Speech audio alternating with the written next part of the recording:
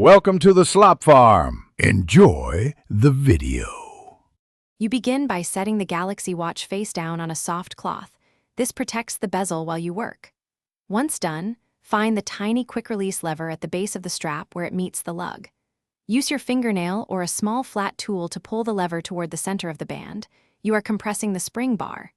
Keep the band slightly angled away as you compress, so the pin clears the lug and can slide free without twisting or forcing.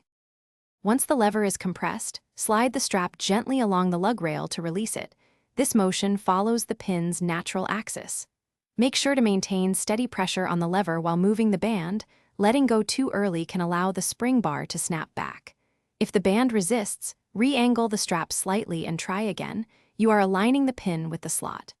After one side is free, rotate the watch and repeat the same controlled compression on the other side. With both sides removed, check the spring bars and lug slots for damage.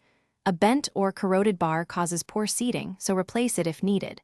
To attach a new band, compress the quick-release lever, align the pin with the lug slot, then release. You should hear or feel it click into place. If a pin is stuck, use a thin flat tool to nudge it while compressing. Do not pry hard.